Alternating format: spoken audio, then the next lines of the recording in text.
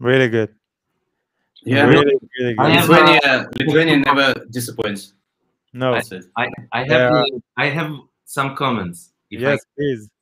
Okay, so if I was I don't know, like guy. producer of the trip, Yeah. I would say please destroy all these kind of Oriental synthesizer melodies, and the track is amazing. Like Without the Oriental vibes. it has some Without that.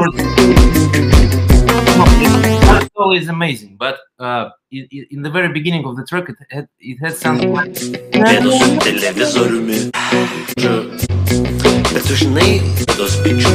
one is. Yeah. The sound. I talked about that scene. The Casio. Yeah, maybe it's a Casio one. Sounds like Casio, some kind of Casio, I guess. I think this song is already has amazing guitar solo. It's really good, and also it has this crazy fucked up synthesizer chords in the middle, which I really liked. So actually, I think all the elements are there. So it's gonna be easy to just refuse of this na na na na na na. You don't like the scale. This. And also, I would say that it would be cool to, I don't know, maybe to add some live drama, live percussionists, like improvisations, just to make it more raw and more live. Yeah. And actually, it's a good. It's really it's very good. Do that. I'm with you. What do you think, Sergey? I love it, and I totally agree with Sasha. And I mean, but all the vibes. I'm like always.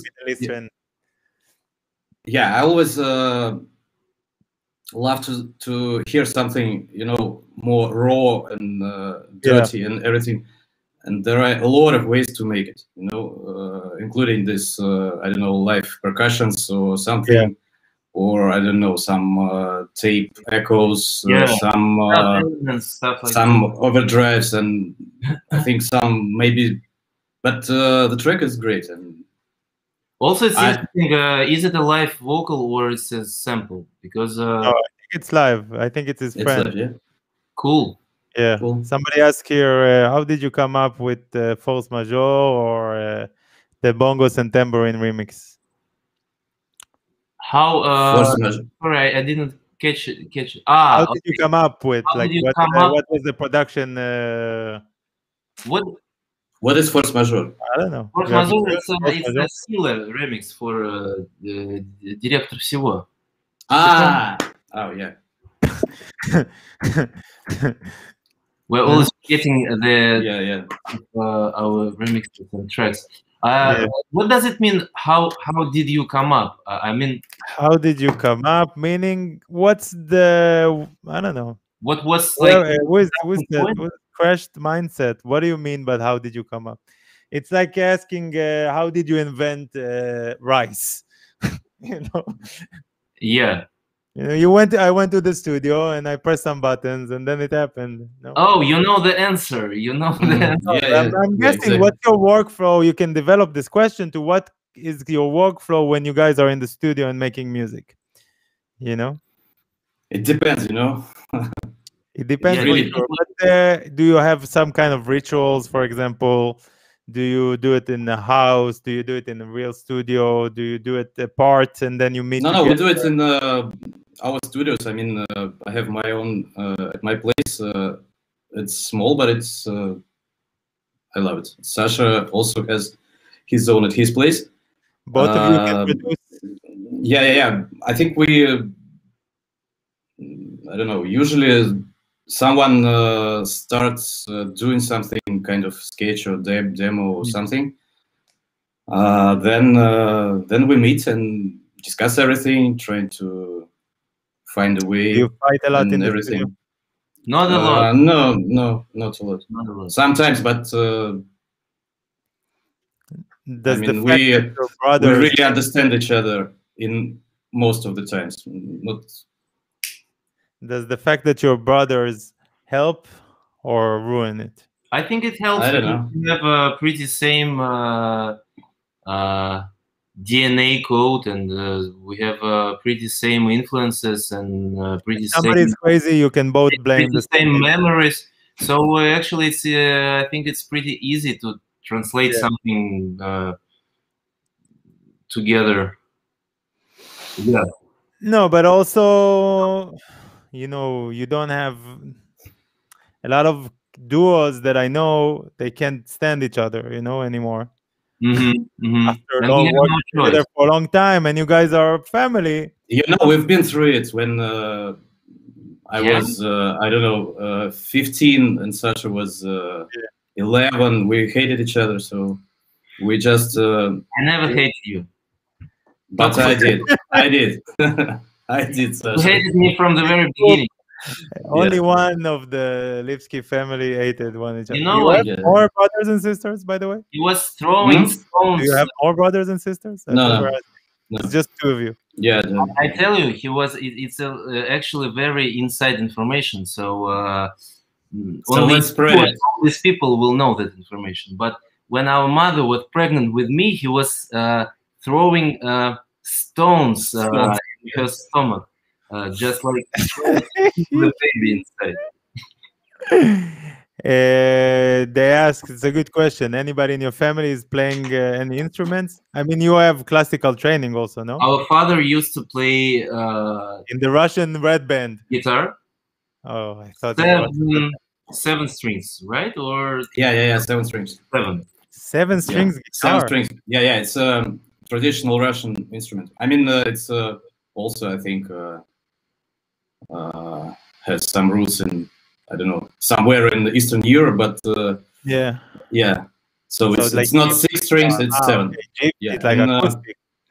So it's a gypsy guitar. Yeah, kind of. Yeah, and it has you know, very different.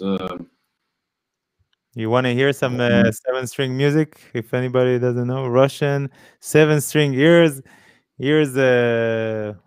on the, you know, only here on the Disco Halal show, the father of no, I'm joking. But let's see how it sounds like.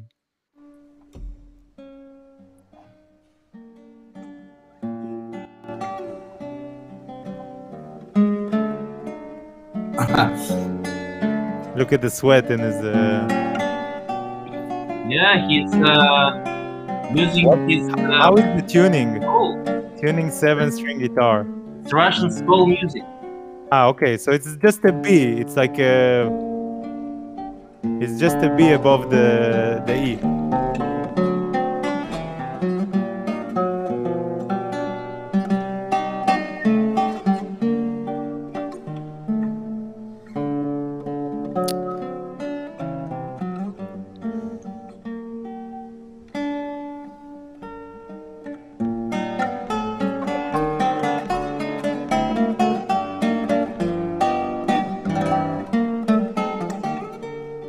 Very nice.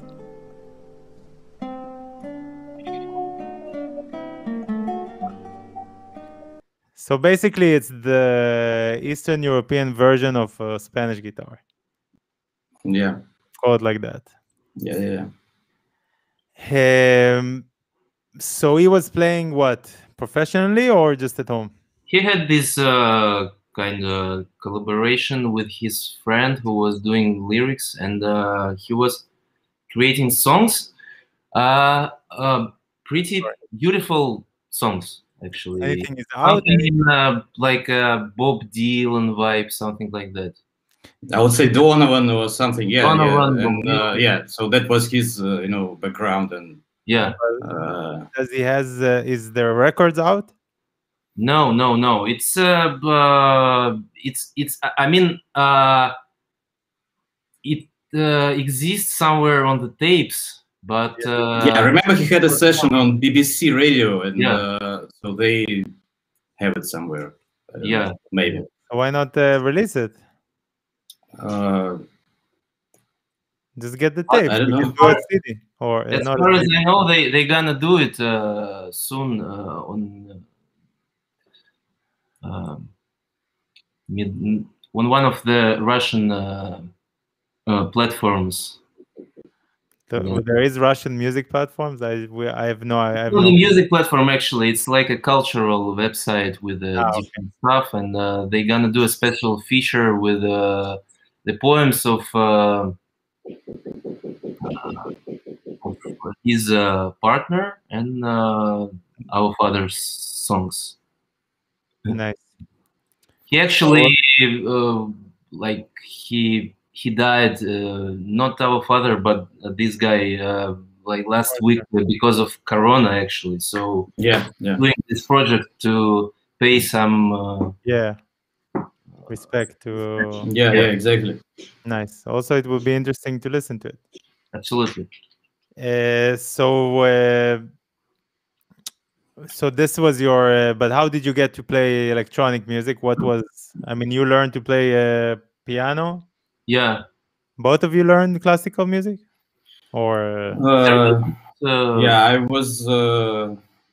I learned guitar. Sasha learned piano. Yeah, and you did guitar. And yeah, so that's it. Yeah, I also was singing in Choir. Yeah.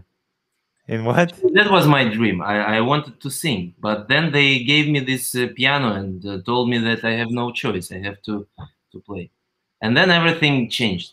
I mean, I was tired of singing and realized that I love to push the buttons. So when did you guys start to do music? I mean, how long did it take from your first release? You know, from your first that you did. Were you Simple Symmetry all the time? That was always your name? No. We used to play in a different bands. Mm-hmm. All kind of bands, I would say, but mostly we played some funk music. Disco? No disco. Not disco. Funk. Okay. We were big, how to say, big fans of George Clinton and Parliament Funkadelic music. It was our, I don't know, very strong musical influence. So we just, we tried to do this kind of music, and I think we did it for almost 4 or 5 years, right? Yeah, something like that. Yeah. And the biggest achievement was that so we finally got to the point that we made a warm up for Parliament Funkadelic when they came to Moscow. Nice. And next day we decided to not to do it anymore. It's over. That's it. Yeah. And then somebody asked, "How did I discover you?" I don't know if I didn't discover you. I just heard incredible adventures in Khazar, and then I sent you a message. I love this track. I want. By the way, how did you discover the track?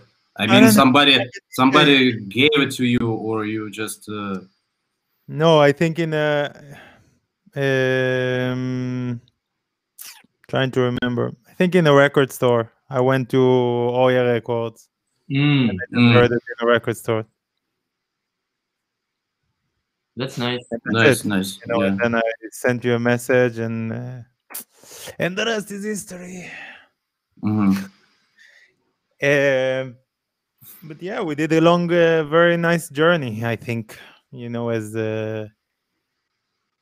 I don't think there is or there was another like Simple Symmetry vibes, because I don't know what you guys are gonna do future. I hope really cool stuff also, but I think that you had a lot of influence on, of course, on the sound of the label, and the same time on, you know, a lot of people's sound, and you're like this kind of using this we always listen to tracks here and like using this Middle Eastern or Balkan scales or this, and but coming from where you came from, it sounds very authentic, as opposed to a lot of people that uses it because they want to sound. I always take the example that people send me to Disco Halal because of the name, you know, they send me this kind of vibe. But it's not, I never saw Simple Symmetry music as this kind of, I saw it more like as a Balkan kind of like coming from this kind of area, you know, Russia and all the like that for me especially it's like home kind of vibe, you know, because my family is also in the Balkan, so it's like a lot of Jewish and Balkan scales together. Anyway, let's listen to some more music.